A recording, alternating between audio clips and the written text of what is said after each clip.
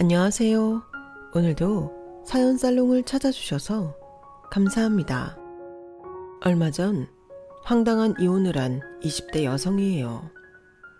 24살인 제가 이혼녀가 되기까지 걸린 시간은 단 3개월이었어요. 그 3개월은 내 인생에서 가장 꿈 같은 시간이었지만 내 인생에서 지우고 싶은 시간이기도 했어요.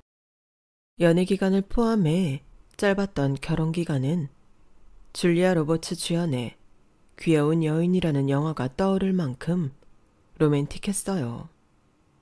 마치 제가 신데렐라라도 된 기분이었거든요. 하지만 이 결혼에 내 막을 알게 된 순간부터는 무시무시한 호러극처럼 변해버렸죠. 황당한 건 저는 이혼조차 할 수 없는 상황이었다는 거예요. 내 손으로 직접 혼인신고서를 작성했음에도 저는 제 남편의 아내가 아닌 동거인으로만 인정되었으니까요. 그럼 지금부터 황당하고 소름 끼치는 제 결혼 사연을 들려드릴게요. 남편을 만나기 전 저는 애견 미용샵에서 애견 미용사로 일하고 있었어요. 어릴 때 꿈은 간호사였는데 대학에 갈 형편이 안 돼서 일찌감치 꿈을 포기할 수밖에 없었어요. 저희 아빠는 제가 10살 무렵 엄청난 빚을 남기고 사라져 버리셨어요. 그 빚을 떠안은 엄마는 밤낮 없이 일을 해 돈을 갚아야 했어요. 하지만 여자 혼자 아이까지 키우며 쉽게 갚을 수 있는 금액이 아니라서 우리 모녀는 늘 빚독촉에 시달리며 살아야 했어요. 그래도 돌이켜보면 엄마랑 같이 살았던 그때가 좋았던 것 같아요. 가난했지만 의지할 수 있는 엄마 품이 있었으니까요. 제가 18살이던 고등학교 2학년 겨울, 늘 일과 빚독촉에 찌들어 살던 엄마는 동도 트기 전 일을 하러 집을 나섰다가 음주 차량에 치여 세상을 떠나셨어요.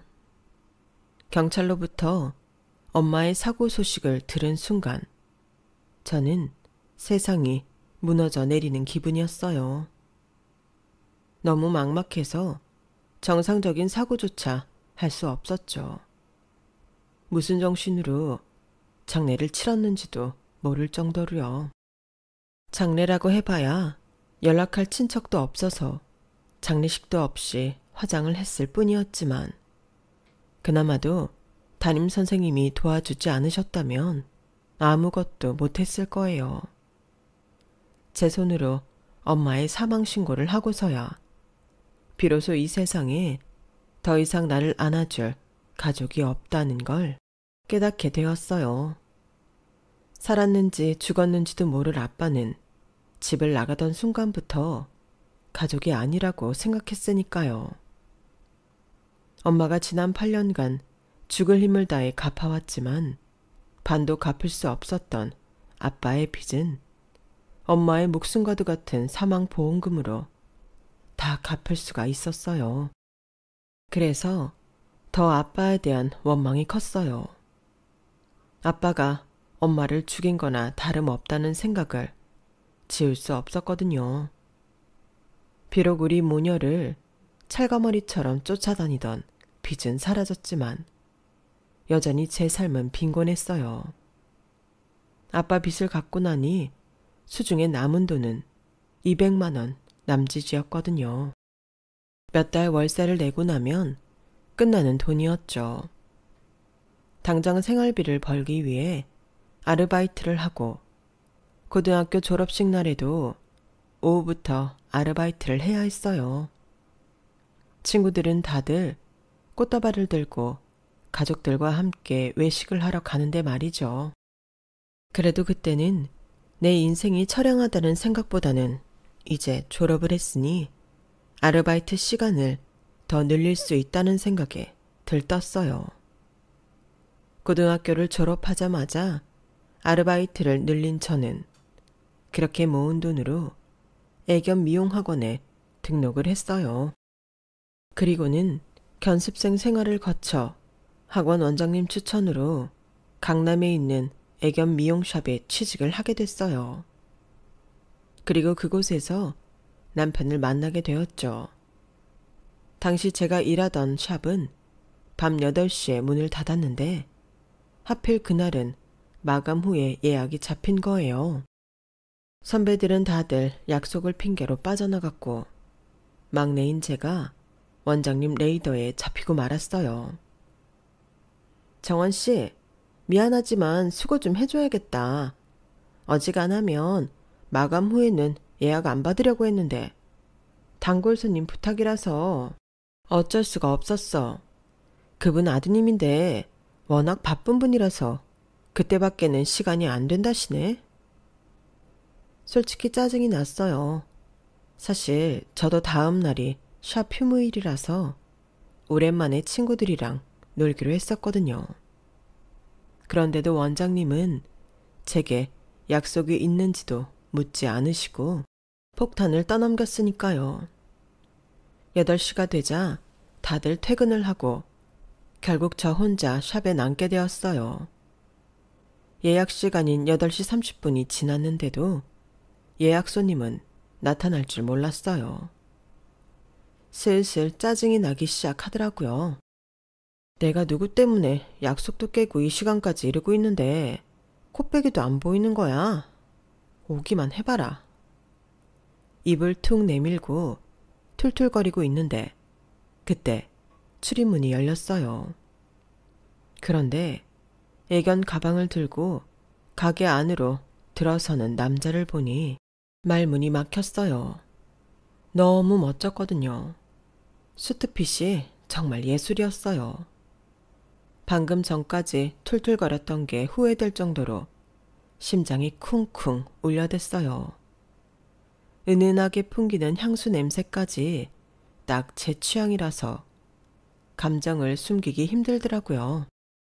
커트를 하는 중간중간 제 눈은 남자의 왼손으로 향했어요. 결혼 반지를 끼고 있는지 확인하고 싶었거든요. 그도 그럴 게 남편은 저보다 13살이 많았기 때문에 처음 봤을 때도 확실히 나이가 느껴졌었거든요. 다행히 손가락에 반지가 없는 걸 확인한 저는 몰래 안도의 한숨을 쉬었어요. 이후로도 남편은 매번 같은 시간에 예약을 했고 그럴 때마다 제가 홀로 샵에 남아 남편을 맞았어요. 해외 출장이 잦았던 남편은 면세점에서 사온 향수며 립스틱 선물을 자주 해주었는데 하나같이 고가 제품들이라서 조금 부담도 됐지만 은근히 기쁘더라고요. 혹시 이 사람도 내게 마음이 있는 게 아닌가 하는 희망도 생겼고요. 그렇게 반년쯤 지났을까요? 그날은 비도 오고 손님도 없어서 사장님이랑 선배들은 먼저 퇴근을 하고 저 혼자 마감 시간까지 기다렸다가 문을 닫게 되었는데 막 간판불을 끄던 그때 남편이 샵 문을 열고 들어온 거예요. 예약도 없었는데 말이죠. 평소와 달리 넥타이를 풀고 온 남편을 보니 왠지 설레더라고요. 뭐랄까, 제 또래 남자들한테서는 볼 수 없는 중후함과 안정감 같은 거랄까요. 아무튼 갑작스런 등장이었지만 기분은 좋더라고요. 집에 가다 보니 불이 켜져 있길래 들어와 봤어요. 정원 씨가 있으면 좋겠다 생각했는데 운이 좋았네요. 혹시 시간 되면 나랑 한잔 할래요? 비가 와서 그런가 빈집에 들어가기 싫으네요. 손님이 아닌 이성으로 만날 수 있는 기회를 놓치기 싫었어요. 그래서 저 역시 술 생각이 나던 참이라고 둘러댔죠. 남편은 오랜 단골집이라면서 골목 안에 위치한 작은 이자카야로 저를 데리고 갔어요. 테이블도 몇 개 안 되는 협소한 공간이었지만 안주 구성도 그렇고 분위기 자체가 꽤 고급스러웠어요. 내가 알던 저렴한 이자카야와는 차원이 다르더라고요. 샵이 아닌 술집이라서 그런가 평소와 달리 조금은 풀어져 있는 남편의 모습도 꽤 보기 좋더라고요. 나이 차이는 많이 났지만 대화를 하는데 전혀 막힘이 없을 정도로 얘기도 잘 통하고 시간 가는 게 아쉬울 정도로 좋았어요. 이후에도 남편은 퇴근 후에 종종 샵으로 찾아와 함께 술자리를 갖게 되었고 친해진 만큼 남편한테 받은 선물도 늘어만 갔어요. 매번 받기만 하는 게 미안해서 제 딴에는 거금을 들여 넥타이 핀을 선물하기도 했는데 남편은 저를 만나러 올 때마다 그 핀을 하고 와주었죠. 그렇게 썸 아닌 썸을 타는 사이 우리 관계는 친구와 연인의 중간쯤에서 어중간한 사이로 지내게 되었어요. 조금 더 진도를 나갔으면 하는 바람이 있었지만 남편은 섣불리 선을 넘지 않더라고요. 나를 배려해서 그런다는 걸 알면서도 한편으로는 서운하기도 했어요. 제가 남편에 비해 너무 기울어서 그런 게 아닐까 하는 자격지심도 한몫했죠. 그래서 하루는 친구한테 이런 상황을 얘기했더니 친구가 그러는 거예요. 내 생각엔 나이 차이가 너무 나서 남자가 선뜻 용기를 못 내는 것 같은데 13살은 좀 심하긴 하잖아. 심하긴 남자 연예인들 결혼할 때 보면 다들 10살은 기본으로 어린 여자랑 하던데 뭐. 그리고 직접 만나보면 그렇게 나이 차이 나는 걸로 안 보여. 어떻게든 좋은 쪽으로 생각하고 싶었던 저는 친구한테 강요하다시피 어떻게든 우리 관계를 인연으로 포장하려 애썼어요. 알았어 기집애야. 암튼 네 말대로라면 남자도 너한테 관심이 없는 건 아닌 것 같아. 관심도 없는데 남자가 그 비싼 선물을 하진 않을 거 아니야. 막말로 그렇게 재력도 있고 인물도 좋은 남자라면 주변에 여자도 꽤 따를 텐데 굳이 관심 없는 여자한테 정성을 들이겠니? 아마도 나이 때문에 선뜻 대시를 못하는 게 아닌가 싶다. 친구 말을 듣고 보니 그게 제일 설득력 있는 결론 같았어요. 그래서 용기를 내 내가 먼저 대시를 해버렸죠. 그런데 남자 반응이 좀 뜨뜨미지근한 거예요. 순간 내가 너무 앞서 나갔나 싶은 게 후회가 되더라고요. 그런데 고마워요. 먼저 용기 내줘서. 내 나이 정도가 되면 연애에 자신이 없어지거든요. 비겁하다고 할지 모르지만 정원 씨가 좋으면서도 티 내지 않으려고 노력했어요. 욕심내면 안 될 것 같았거든요. 정원 씨는 아직 한창 젊으니까 나보다는 젊고 대화도 잘 통하는 젊은 친구가 어울리지 않을까 생각했어요. 정원 씨한테 남자친구 생겼다는 말을 들으면 선뜻 축하한다는 말도 못 해줄 것 같은데도 말이죠. 그깟 나이 차이가 뭐가 중요해요. 그리고 난 내 나이 또래 남자들한테 관심 없어요. 이 전무님처럼 같이 있으면 안심이 되는 남자가 좋다고요. 그러니까 빙빙 돌리지 말고 확실히 대답해 주세요. 저랑 사귈래요? 남편은 앞에 놓인 잔에 담긴 술을 단번에 마시고는 결심이 섰다는 듯 사귀자고 말해주었어요. 그렇게 우리는 손님과 점원으로 만난 지 8개월 만에 사귀게 되었어요. 본격적으로 사귀기 시작하자 남편은 전보다도 더 과한 선물들을 보내주었어요. 샵으로 꽃바구니도 보내주고 옷과 신발, 명품 백도 척척 안겨주었죠. 직장 동료들은 다들 부러운 눈으로 저를 바라봤는데 난생 처음 사람들한테 부러움을 사고 있다는 사실에 왠지 모를 승리감도 느끼게 되었죠. 23살, 쉽게 누리지 못하던 값비싼 문화생활부터 드라마에서나 보던 고급 레스토랑과 루프탑도 남편과 연애를 하면서 처음 접할 수 있었어요. 하루아침에 제 투성이 신데렐라에서 왕비로 승격된 기분이었어요. 그렇게 반년 가까이 연애를 해오던 어느 날, 남편은 제게 프로포즈를 했어요. 먼저 대시를 할 정도로 우리 연애에 공격적으로 나섰던 저였지만 막상 결혼하자는 말을 듣고 보니 덜컥 겁이 나더라고요. 아무래도 제 처지가 좀 그랬으니까요. 제가 프로포즈를 받고도 평소와 달리 무거운 표정으로 입을 다물고 있자 남편은 당황한 표정으로 짧은 탄식을 내뱉었어요. 그 모습에 괜히 미안하더라고요. 문제는 난데 괜히 남편이 자기 탓을 하는 것 같아서 가만히 있을 수 없겠더라고요. 그래서 용기를 내 제가 고아라는 사실을 말했어요. 10살 때 집을 나간 아빠 때문에 엄마랑 고생을 했던 것과 남편의 빚을 갚느라 고생만 하던 엄마가 사고로 세상을 떠나시고 그때 받은 엄마 목숨값으로 아빠의 빚을 청산하고 그렇게 세상에 혼자 남겨졌다는 것까지 모두요. 내 사정을 다 들은 남편은 말없이 저를 안아주었어요. 커다란 손으로 머리를 쓸어주며 수고했다고, 대견하다고 말해주었죠.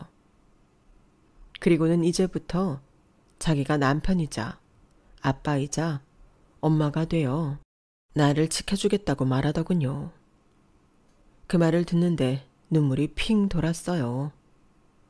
엄마가 세상을 떠나신 이후 그 누구도 저를 지켜주겠다 나선 사람은 없었거든요. 가난해서 부모 없는 고아라서 누르고 밟으려 드는 사람들만 있었으니까요. 그런데 나와는 다른 세상에 사는 것 같은 남자가 내 바람막이가 되어주겠다고 하니 실감이 안 났어요. 그래서 얼떨떨한 표정으로 고개만 끄덕였어요. 다음 날이 돼서야 지난 밤에 있었던 일이 실감이 나더라고요. 그리고 바로 걱정이 시작됐죠. 결혼이 우리 두 사람만 좋다고 되는 게 아니니까요. 솔직히 어느 시댁에서 저 같은 조건의 며느리를 환영해 주겠어요. 게다가 제 남편 정도면 집안 좋고 능력 있는 여자들도 많이 따를 텐데요. 연애할 때는 생각 못했던 것들이 막상 결혼을 눈앞에 두니 하나 둘 튀어나오기 시작했어요. 엄마가 돌아가셨던 순간보다 시댁 방문을 앞둔 순간이 돼서야 내가 진짜 고아가 됐다는 게 실감이 나더라고요. 시어머니께서 나를 며느리로 받아주실까? 시댁으로 향하는 차 안에서 제 머릿속에는 온통 이 생각뿐이었어요. 시댁은 연예인들이나 돈 많은 기업인들이 주로 산다는 강남의 어느 부촌에 위치해 있었어요. 드높은 담벼락 앞에 서니 온 몸이 얼어붙는 것 같더군요. 나 같은 게 이런 집에 며느리로 들어가겠다는 꿈을 꿔도 되나? 내가 과한 욕심을 부리는 것만 같아서 미안하기까지 했어요. 그런데 웬일인지 시어머니는 흔쾌히 결혼을 승낙해 주시지 뭐예요. 대신 내가 부탁하고 싶은 게 하나 있어. 사아기한테는 미안하지만 결혼식은 가족끼리 조촐하게 치르도록 하자. 우리 같은 사람들은 결혼식도 꽤나 이슈가 되기 때문에 분명히 너희 집안까지 파고들 테고 그러면 너희 부모님도 불편하지 않겠니? 어머님, 실은 저는 부모님이 안 계세요. 아버지는 제가 10살 때 집을 나가신 이후로 연락도 안 되고 어머니는 고등학교 2학년 때 세상을 떠나셨거든요. 죄송합니다. 순간 어머님 얼굴에 당황한 기색이 역력했어요. 그런데 이상하게 입꼬리가 살짝 올라가는 게 제가 고아라는 사실을 반기는 것처럼 보이더라고요. 그땐 제가 어머님 표정을 잘못 읽은 거라고 생각하고 넘겼지만요. 그래? 얘는 참, 그게 어디 네가 사과할 일이니? 사람 목숨은 하늘에 달려있는 건데. 그래, 그럼 식을 어쩐다? 평생에 한 번뿐인 결혼인데 안 하고 넘어갈 수도 없고. 그러자 남편이 나서서 둘이 해외에 나가서 단둘이 식을 올리겠다고 말했어요. 그리고는 제 손을 꼭 잡아주는데 지금까지 느끼지 못했던 단단한 울타리 안에 서 있는 것처럼 걱정보다는 안심이 되더라고요. 그렇게 우리는 파라다이스 같은 멕시코의 칸쿤 해변에서 낭만적인 결혼식을 올리고 부부가 되었어요. 정확히 말하자면 정식 결혼식은 아니었고 노을진 해변가에서 서로 반지를 교환하는 정도였죠. 그래도 그 순간을 남기고픈 마음에 근처 카페 직원에게 부탁해 사진 좀 찍어달라고 부탁을 했는데 그분이 모두 조작을 잘못하는 바람에 사진이 아닌 13초짜리 동영상만 남게 되었어요. 못내 아쉬웠지만 어쩔 수 없는 일이었죠. 신혼여행에서 돌아온 날 어머님이 마련해 주신 신혼집으로 갔어요. 현관문을 열자마자 마치 영화 세트장에 온 것처럼 넓은 공간에 고가의 가구들로 잘 꾸며져 있더라고요. 제가 혼수를 준비하겠다고 하는데도 굳이 어머님이 알아서 해주시겠다고 하시더니 제가 혼수를 해왔더라면 큰일 날 뻔했다는 생각이 들더군요. 그만큼 제 수준과는 엄청나게 차이가 날 정도로 멋진 집이었어요. 부모도 없이 2천에 50짜리 월세집에서 살던 내가 멋진 남자와 결혼해서 하루아침에 영화 속 주인공처럼 신분 상승을 한 것 같이 느껴지더라고요. 저는 월세 걱정도 없고 가스비가 아까워 냉방에서 전기장판을 깔고 잘 필요도 없고 여름엔 그 큰 집에서 하루 종일 에어컨 바람 쐬며 살게 되었으니까요. 이런 안락한 삶은 내 인생을 통틀어 처음이라서 하루하루가 마치 꿈을 꾸는 것만 같았어요. 딱 하나, 시어머니가 집안 사람들 모임에 저를 참여시키지 않는다는 것만 빼면요. 남편은 그걸 오히려 어머님이 저를 감싸느라 그러시는 거라고 하더라고요. 우리 집안 사람들 겉으로 고상한 척 하지만 알고 보면 다 속물들이야. 돈 앞에서 서로 물고 뜯고 싸우는데 도 같은 사람들이지. 어머니는 정원이 널 그런 인간들 사이에 밀어넣고 싶지 않으신 거야. 일종의 배려지. 그러니까 너무 서운해하지 마. 솔직히 남편의 그 말을 믿고 싶었지만 그러면서도 온전히 의심이 가신 건 아니었어요. 아무리 그래도 그렇지 결혼식도 우리 둘이서 하게 하고 집안 행사에도 참석시키지 않는다니. 좋게 포장하면 제가 상처받을 걸 어머님 선에서 차단하는 거라고 하겠지만 이건 누가 봐도 제가 창피해서 그러시는 거라고 밖엔 생각할 수 없잖아요. 할 수 없이 결혼 승낙은 해주셨지만 그 집 사람으로 온전히 받아들일 수 없다는 무언의 거절이 아닌가 싶더군요. 저를 기죽이고 초라하게 만들어서 내 발로 뛰쳐나가게 하려는 시나리오 말이에요. 그런데 제 예상과 달리 시어머니는 저를 내쫓으려고 혈안이 된 분은 아니었어요. 오히려 그 반대였죠.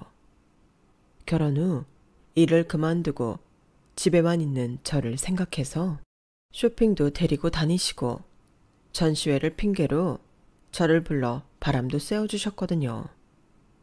거기다 호칭조차도 시어머니가 아닌 엄마라고 부르게 하셨고요. 나는 시어머니라는 호칭이 거리감 느껴져서 싫더라. 말로는 며느리도 딸이라고들 하면서 왜 호칭부터 거리감 느끼게 그렇게 불러야 되는지 모르겠어. 나는 딸도 없고 넌 이제 내 딸이나 마찬가지니까 나를 엄마라고 불러주면 어떻겠니? 그동안 부모도 없이 혼자 외로웠을 텐데 내 품을 내어주고 싶어서 그래. 어떻게 날 엄마로 불러주겠니? 말씀은 감사드리지만 그래도 어떻게 그래요. 그러면 엄마 말고 시엄마는 어떨까요? 요즘 제 또래 친구들 중에는 그렇게도 많이 부르는데요. 그러자 어머님이 서운한 티를 내시며 그러셨어요. 너는 꼭 나랑 선을 그어야 마음이 편한 거 보구나. 그렇게 호칭에 시자를 붙이고 싶다면 내가 어쩌겠니? 부르는 사람 마음인걸. 내가 너무 마음이 앞서서 널 불편하게 한 모양이다. 그래, 그냥 너 편한 대로 해라. 아니에요, 어머님. 아니, 엄마. 제 생각이 짧았어요. 그럼 앞으로 엄마라고 부를게요. 처음엔 어색하고 입에 붙지 않아서 실수도 많이 했지만 자주 엄마라고 부르다 보니 금세 그 호칭이 입에 붙었어요. 어머님이랑 머리를 하러 가서도 자연스레 엄마라고 부르게 됐고 어머님이 자주 가시는 편집샵에서 쇼핑을 할 때도 엄마라고 부르며 따라다녔어요. 그랬더니 점원들도 시어머니와 저를 모녀 사이로 오해를 하게 되었죠. 호칭에 어쨌든 어머님과 제가 고부간이 아닌 그 이상의 관계가 된 건 사실이라서 딱히 그 오해를 해명하지는 않았어요. 그러던 어느 날이었어요. 어머님이랑 보기로 약속했던 전시회가 있어서 어머님을 만나러 미술관으로 갔어요.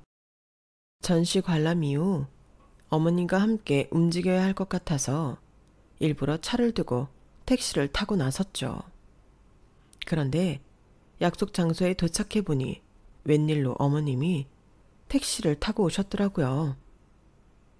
엄마, 왜 차를 안 가져오시고 택시를 타셨어요? 김 기사님, 오늘 출근 안 했어요? 그러자 어머님은 약간 당황한 표정으로 그러시더라고요. 그게 내가 김 기사한테 심부름을 시킨 게 있어서 차는 딴 데 가 있다. 너 만나는데 굳이 차 가지고 갈 거 없다 생각했지. 에이, 그럼 저한테 전화하시지 그러셨어요. 그랬으면 제가 차 끌고 엄마 모시러 갔을 텐데요. 전 또 일부러 차도 놓고 왔는데요. 그래, 내가 다음에는 너한테 먼저 연락해 주마. 무슨 날씨가 이렇게 더운지 모르겠다. 딸, 일단 들어가자. 저는 어머님 손에 이끌려 미술관으로 들어갔어요. 전시회를 보고 미술관 안에 있는 카페에서 차를 마시는데 어머님이 불쑥 항공권을 내미시더라고요. 집에만 있으면 답답하잖아. 머리도 식힐 겸 괌으로 여행이라도 다녀와라. 발권은 해놨으니까 엄마 카드 가지고 가서 너 하고 싶은 거 다 하고 사고 싶은 것도 실컷 사. 자, 일단 항공권 받아라. 네 남편도 같이 가면 좋겠지만 요즘 회사 일이 바빠서 도저히 짬이 안 난다니 어쩌겠니. 나라도 같이 갈까 했는데 기왕 머리 식히러 가는 거 옆에 내가 있으면 오히려 방해가 될까 싶어 관뒀다. 마음이 편해야 애도 빨리 들어설 거 아니니. 그러니 몸과 마음을 정화한다 생각하고 가서 푹 쉬고 오너라. 딱히 혼자 여행을 가고 싶은 생각은 없었지만 결혼 초부터 손주 소식을 기다리는 어머님이 어떤 의미로 여행을 보내주시는지 알 것 같더라고요. 그래서 거절할 수 없었어요. 엄마, 매번 감사드려요. 엄마 말씀대로 여행 가서 편히 쉬다가 올게요. 어머님이 주신 항공권은 이코노미도 아닌 비즈니스석이었어요. 며느리 혼자 여행 보내는 것도 쉽지 않은 결정일 텐데 굳이 비싼 항공권으로 해주시는 걸 보니 어머님이 정말 저를 많이 아껴주시는구나 생각했어요. 거기다 여행 가서 사용하라며 카드까지 주시니 고마워서 몸둘 바를 모르겠더라고요. 이런 어머님을 한때나마 의심했던 게 죄송할 정도였죠. 어머님은 친구분이랑 미술관에서 만나기로 하셨다고 해서 저만 먼저 자리에서 일어났어요. 막 미술관을 빠져나왔는데 마침 건너편에 택시 한 대가 서 있더라고요. 택시가 잘 다니지 않는 길인데 누군가 타고 내린 차인가 보다 했어요. 날도 더운데 운이 좋았죠. 택시를 타고 집으로 가는 길에 남편한테 전화를 걸어 어머님이 여행 가라고 항공권을 주신 얘기를 했어요. 글쎄, 비즈니스석으로 끊어주셨더라고요. 근데 여보, 나 정말 여행 다녀와도 돼요? 7박 8일이나 되는데 자기 혼자 괜찮겠어요? 내 걱정 말고 마음 편히 다녀와. 어머니께서 모처럼 생각해서 준비해 주신 여행인데. 여보, 나 바로 회의 들어가야 해서 이만 끊어야겠어. 남편 허락도 받았겠다. 가벼운 마음으로 휴대폰을 백에 넣으려고 하는데 그때 기사님이 갑자기 택시를 세우더라고요. 신호에 걸린 것도 아닌데 말이죠. 그러더니 도무지 알 수 없는 소리를 하는 거예요. 손님, 그 항공권 당장 찢어버리세요. 내 말이 이상하게 들릴지 모르겠지만 손님은 지금 시어머니랑 남편한테 속고 있는 거예요. 네? 아니 기사님, 그게 무슨 말씀이세요?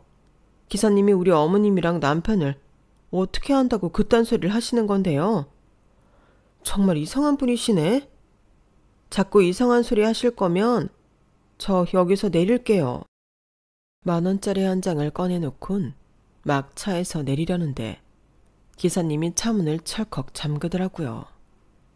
그 순간 온 몸에 털이 쭈뼛 서면서 식은땀이 나기 시작했어요.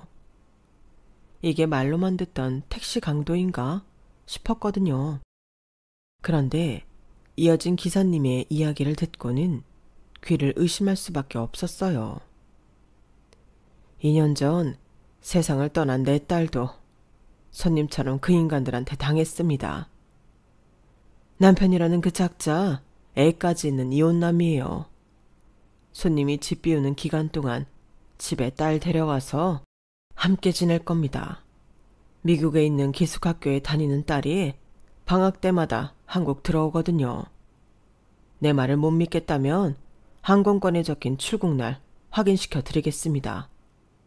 미친놈이 떠드는 소리라고 생각해도 좋은데 속는다 셈 치고라도 한번 확인해 보세요. 그쪽이 죽은 내 딸처럼 가여워서 이러는 거니까. 택시 기사는 딸이 죽은 이후 남편과 시어머니 뒤를 밟아왔다더군요. 아내랑 이혼하고 쭉 떨어져 살았던 기사님은 뒤늦게 아내가 세상을 떠난 것과 딸이 결혼을 앞두고 있다는 소식을 알게 되었대요.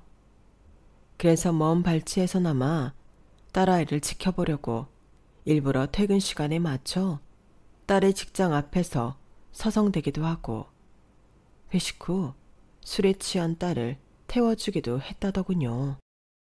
술에 취한 딸과의 대화를 통해 남편감이 뭐하는 사람인지 결혼식은 언제인지 떠보던 기사님은 뜻밖의 얘기를 듣게 된 거죠. 결혼식도 단둘이 해외에서 한다고 하고 친인척들한테도 알리지 않기로 했다는 등 석연찮은 구석이 한둘이 아니었지만 딸은 돈 많은 남자의 선물 공세에 홀려 그런 것들은 신경도 안 쓰는 모습이 걱정이 됐던 거예요. 아니나 다를까 결혼하고 반년도 안 돼서 딸은 심각할 정도로 초췌해졌고 시어머니 손에 이끌려 여러 곳의 산부인과를 끌려다니다가 불임 판정을 받고는 그 집에서 버려졌다고 했어요. 처음부터 아들 손주 볼 욕심에 부모 없고 형편어려운 젊은 여자 꼬셔서 대리모로 쓰고 버릴 생각이었던 거예요. 불임 판정받고 병원에서 나오던 날 그 옆에 내가 내 딸을 주차장에 빼버려 두고 뭐라고 했는지 압니까? 씨바지라고 합니다. 애 못 낳는 씨바지를 어디다 써먹냐고 주차장 바닥에 쓰레기 버리듯 버리고 갔다고요. 그 인간들이 무서운 게 뭔지 압니까? 심지어 내 딸하고 그 집 아들놈이 혼인신고도 안 돼 있어서 내 딸은 법적으로도 아무 도움을 받을 수 없었다는 거예요. 결국 혼자 정신 나간 사람 취급받고 방 안에 틀어박혀 지내다가 세상을 떴습니다. 손님, 나보고 미친놈이라고 해도 좋으니까 제발 딱 한 번만 믿어봐요. 딸 자식 앞세워 보낸 애비 심정을 한 번만 믿어보라고요. 구구절절한 사연을 읊어대는 기사님을 보니 거짓말 같지는 않아 보였어요. 그래서 기사님 말대로 여행을 떠나는 척 연기를 하곤 다시 출국장을 나와 남편의 뒤를 밟았어요. 제가 출국장으로 들어간 사이 남편 뒤를 밟고 있던 기사님 연락을 받고는 남편이 있다는 곳으로 갔어요. 저를 배웅하고 집으로 돌아갔어야 할 남편이 같은 공항 입국장에 버젓이 서 있더라고요. 시어머니도 함께요. 잠시 뒤 입국장 문이 열리고 핫팬츠를 입은 10대 소녀가 카트를 밀고 나왔어요. 시어머니는 얼른 달려가서 그 소녀를 끌어안고는 볼에 입을 맞추느라 정신이 없더라고요. 우리 소녀딸 오는데 힘들지는 않았어? 할미가 우리 제니퍼 얼마나 보고 싶었나 몰라. 세상에, 글쎄 키 더 큰 거 봐. 진짜 그 사이 키가 많이 컸구나. 몇 년 지나면 아빠랑 어깨 동무해도 되겠는걸. 카트는 이리 줘. 아빠가 끌고 가서 차에 실어 놓을게. 제니퍼는 할머니랑 천천히 주차장으로 와.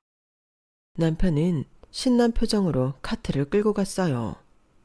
시어머니는 손녀딸과 팔짱을 끼고는 싱글벙글하며 걸어가더군요. 기사님이 했던 말이 전부 사실이었어요. 그걸 제 눈으로 확인하고 나니 맥이 풀려서 한 발자국도 못 걷겠더라고요. 그런 제가 안쓰러웠는지 기사님은 옆에서 제 팔을 잡아주셨어요.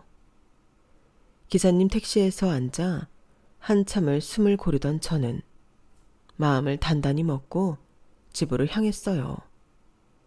저 혼자 집에 쳐들어가겠다고 하니까 기사님이 걱정된다며 같이 가주시겠다고 하더군요.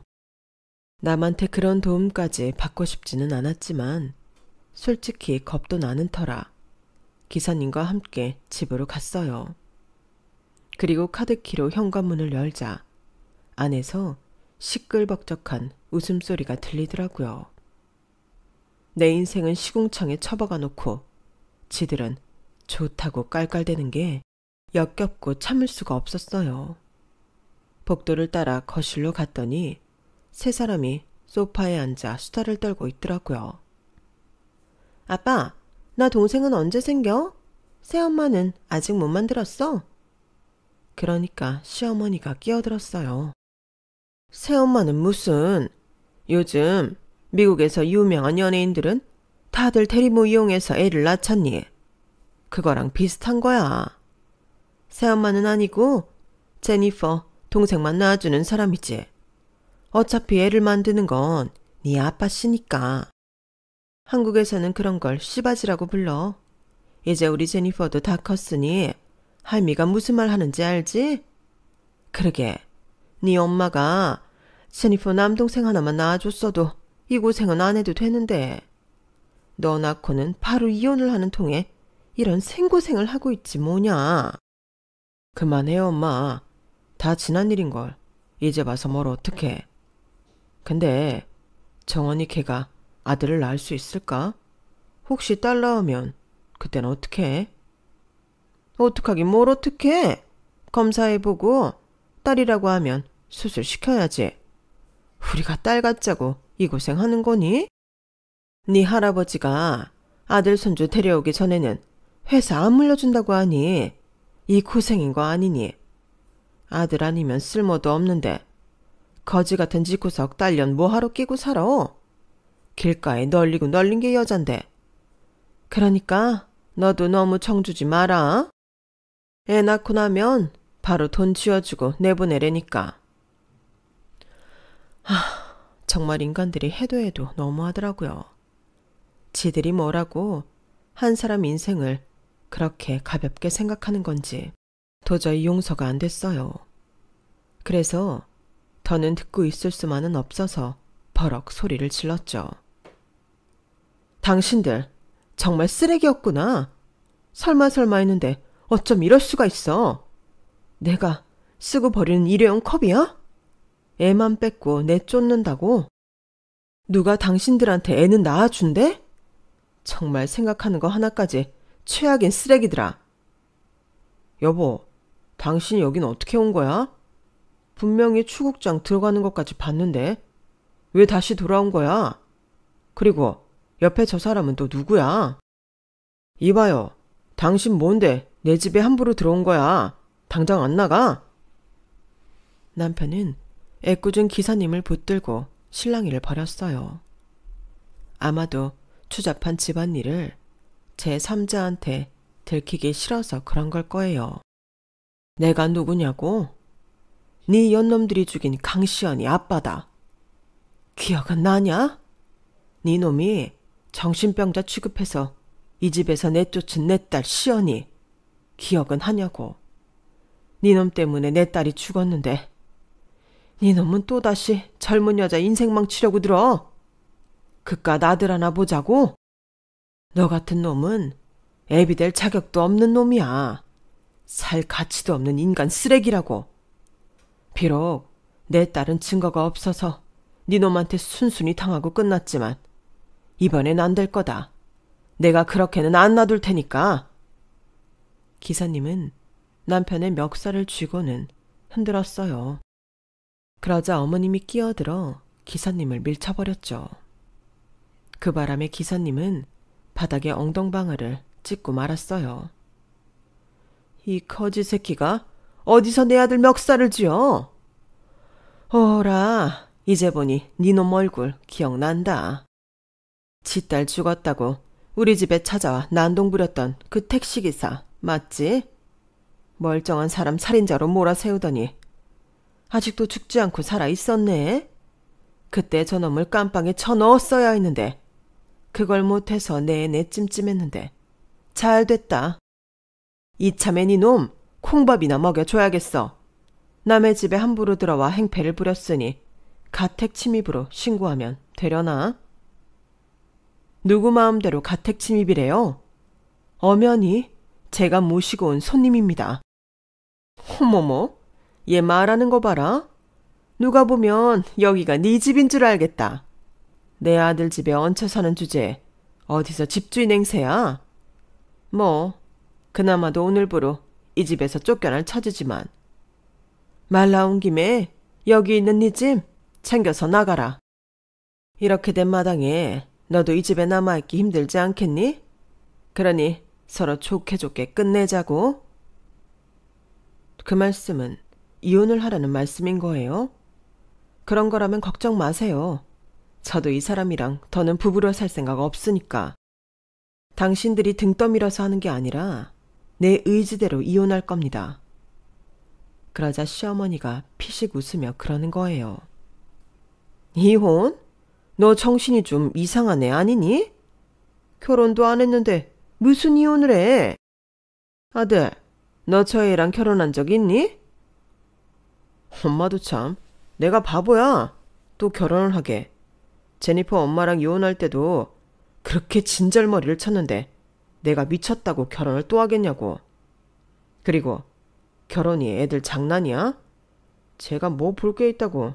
내가 저런 애를 아내로 들여. 결혼도 급이 맞아야 하는 거지. 정원아, 안 그러니?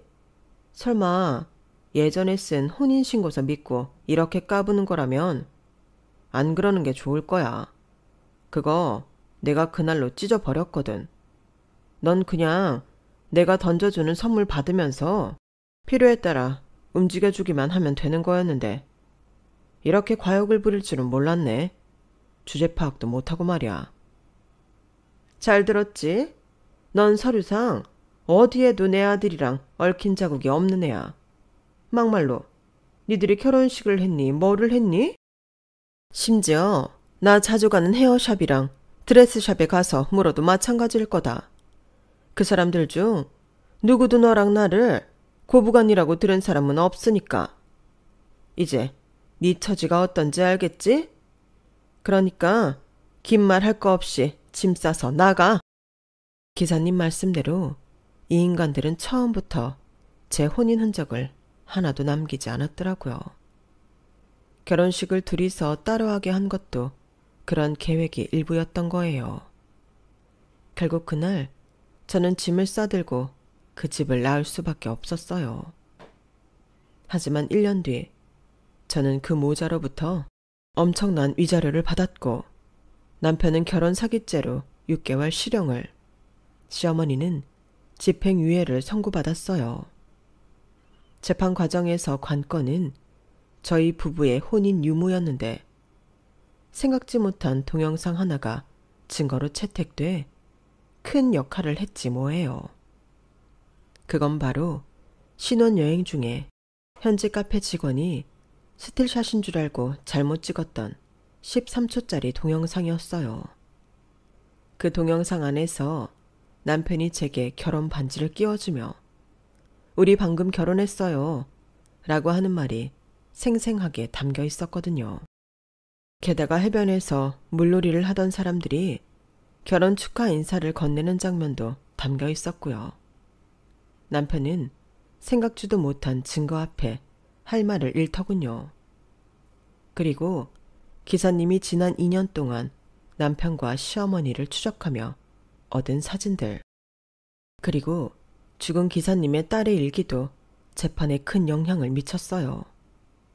그 재판을 통해 저와 기사님은 동병상련의 아픔을 위로하는 사이가 되었어요.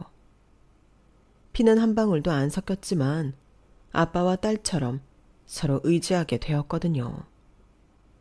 승소 판결을 받고 우리가 가장 먼저 찾아간 곳은 기사님 딸의 납골당이었어요.